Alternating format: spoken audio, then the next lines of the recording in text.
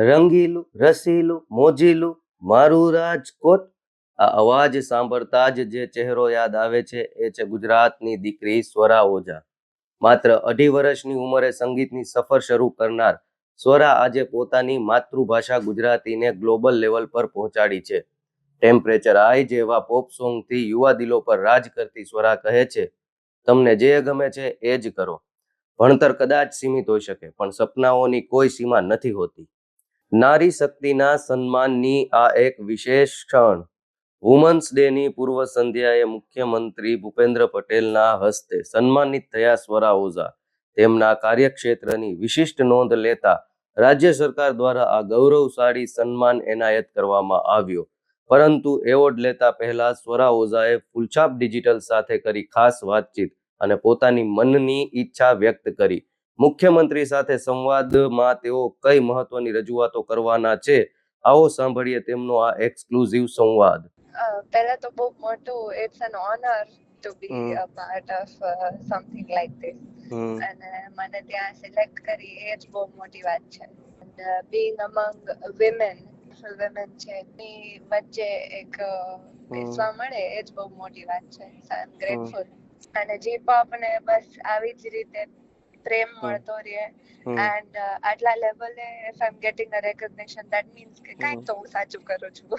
Yes બિલકુલ બહુ જ સેટિસ્ફાઈડ છું જે રીતે બધા લોકોએ ઘણી બધી જગ્યાએ મને જે રીતે રેકોગ્નિશન આપ્યું છે.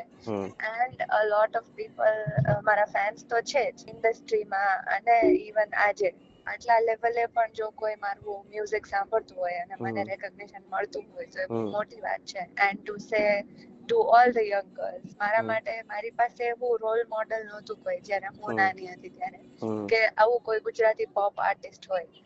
એટલે જ મારો એવો હેતુ છે કે મારે બસ એ રોલ મોડલ બનવું છે જે નવી જનરેશન માટે, કારણ કે નવી જનરેશન બહુ ઓલું ફીલ કરે છે કે ગુજરાતીમાં કઈ પોપ વસ્તુ ન હોઈ શકે, કુલ વસ્તુ ન હોઈ શકે, એવું બધું. મારે એ રોલ મોડલ બનવું છે જેનાથી ગુજરાતી ભાષાને એટલું મળે, વર્લ્ડ સુધી આપણે ગુજરાતી મ્યુઝિકને પહોંચાડી શકીએ. મુખ્યમંત્રી સાથે આજે સંવાદનો પણ મોકો મળશે. શું કેવું છે, કઈ પ્રકારનો સંવાદ કરવાની આપ ઈચ્છા રાખો છો? મારે બસ એ જ વાત કરવી છે કે how to gate Gujarati language, Gujarati music to the world. આપણે લોકો સ્પેનિશ ગીતો ગાવા માંડ્યા છે, પહેલા ચાઓ દેસ્પસીતો, આ બધા ગીતો આપણને આવડવા માંડ્યા છે, even if we don't know the language. તો કેમ આખી દુનિયા આપણા ગુજરાતી ગીતો ન ગાય? આના વિશે બસ મારે વાત કરવી છે. ગુજરાતની આ વન્ડર વુમનના સપના હવે આસમાને છે. તાજેતરમાં જ મુખ્યમંત્રી ભૂપેન્દ્ર પટેલ સાથેની મુલાકાતમાં સ્વરાએ J-pop એટલે કે ગુજરાતી પોપને ગ્લોબલ પ્લેટફોર્મ પર લઈ જવાની મક્કમ રજૂઆત કરી. સ્વરાનું માનવું છે કે જો યોગ્ય પ્રોત્સાહન મળે તો ગુજરાત પાસે પણ ટેલર સ્વિફ્ટ જેવા ઇન્ટરનેશનલ સ્ટાર્સ બની શકે તેવી તાકાત છે. મુખ્યમંત્રી પણ સ્વરાના આ વિઝનથી પ્રભાવિત થયા છે. આ મહિલા દિવસે સ્વરા સાબિત કરે છે કે જ્યારે એક સ્ત્રી મક્કમ નિર્ધાર કરે ત્યારે તે માત્ર ગીતો જ નહીં, આખું કલ્ચર બદલી શકે છે. સલામ છે ગુજરાતની આ શાનને. Happy women's day.